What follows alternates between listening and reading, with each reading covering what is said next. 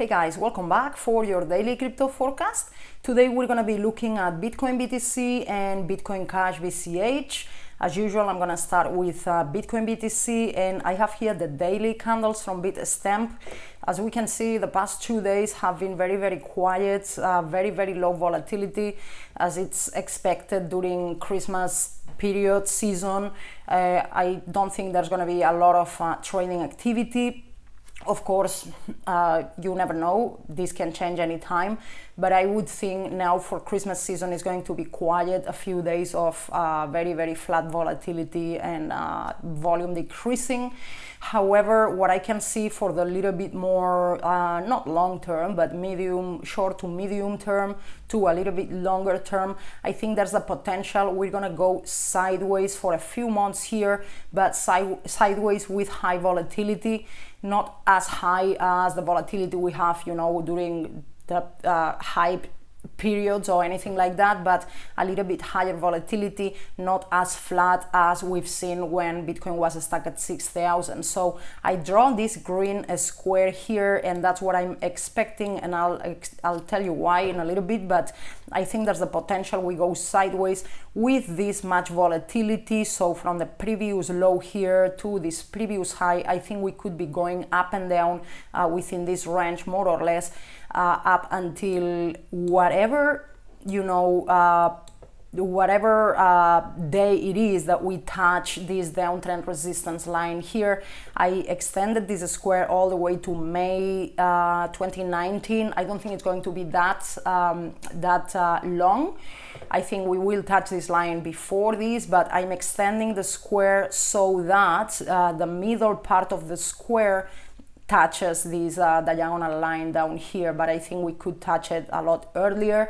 But I'd say at around this time here, maybe somewhere around May 2019, we could be seeing the next capitulation, or a little bit later than that. But what I expect is this to go sideways with volatility until we touch this line. Then this line is going to push the price back down to previous lows, and if these previous lows have been tested 2 or 3 times during this period, I'd expect a breakdown here and final capitulation. And the reason I think this is going to play out the way I'm explaining it here is because it's extremely similar with the situation we had in the previous bear market in 2014. So let me show you. And here we are in the previous bear market. This was the absolute bottom down here, and when Bitcoin was stuck at $6,000, I was saying that that situation was extremely similar with this situation we had right here in 2014, when price volatility and trading volume were like extremely tight, like very rare to have that that much low volatility and low volume. And after this happens, usually you have violent breaks, in this case in the downside, because it was a bear market. So after a period like this, you would expect capitulation. So that's exactly what happened in 2014, and that's exactly what happened in this year in 2018. So I think right now, with the recent capitulation that we've seen in Bitcoin, I think we are if we compare this to 2014 bear market, we would be somewhere around here. And now after this first capitulation, we had a bounce here of 50% last time. This time we had a bounce of 35% more or less. So it's expected that the bounces will be a little bit smaller, because the market cap is a lot bigger as well. So you would expect a little bit proportionally smaller moves, but it's playing out very similar. So we had this first big bounce here, 50% bounce after the capitulation, and then retracement down to the 61.8, then one more push up. Excuse me, guys.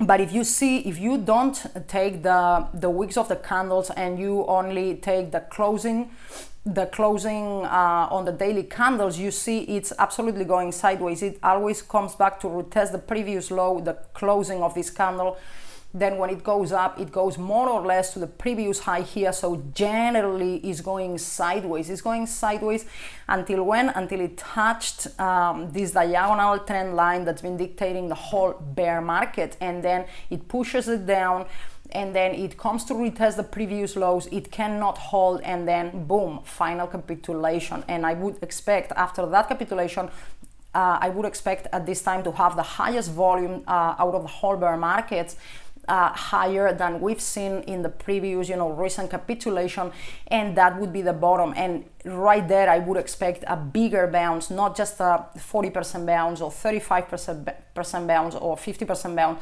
I would expect a 70 to 90% bounce, and then correct to, around halfway of the vertical move here, and that would be the actual accumulation period. So I think we're, in this area here. Of course, let me go back to today here. Of course, this can change anytime, guys, and I'll be, that's why I update often. So we could actually break out of this box that I draw here. If we break down earlier, before actually touching this uptrend, this downtrend resistance here, if we break down the previous low here earlier, I would expect capitulation then. So it doesn't have to go all the way, I don't have a crystal ball. I'm estimating this for now, but if anything changes, I will update. If we break below earlier, then I would expect capitulation sooner.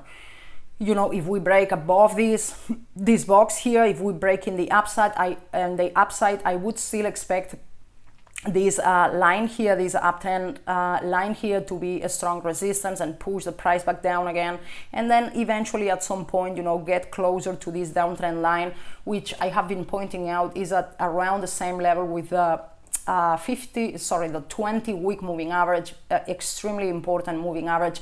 And this, is what I would expect to push the price down and see eventually final capitulation. So yeah, guys, I think we're gonna be stuck here for a few months, from few weeks to few months, stuck here going sideways with high volatility. You can still day trade this because, as I said, I expect high volatility to come back to the markets.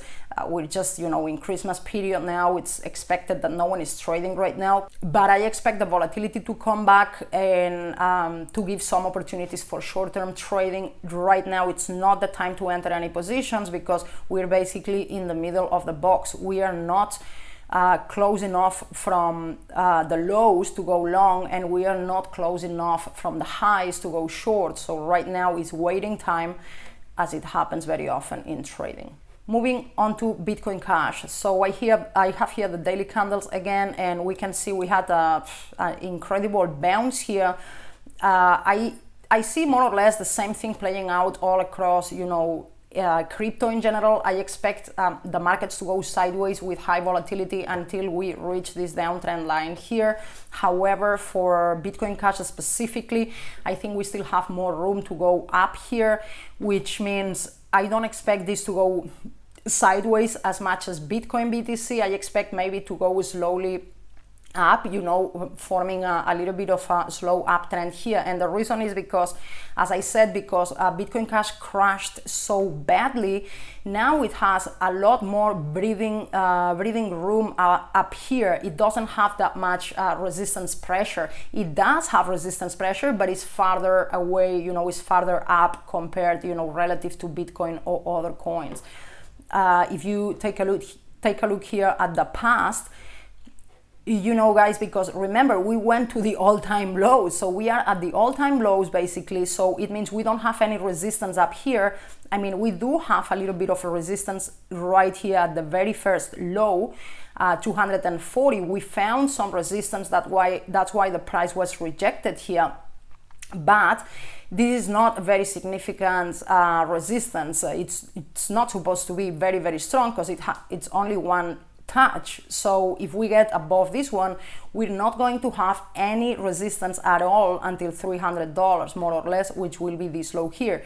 And even this low is not as significant. If this one breaks in the upside, the very first very significant resistance is at $400. So what I mean is, yes, we do have resistance above us, but they are farther up, you know, farther away relative to other cryptos. So, and they are weaker resistance levels here because, guys, we went to the all-time low, so we don't have a lot of resistance up here. So yeah, there's more room to go up a little bit more.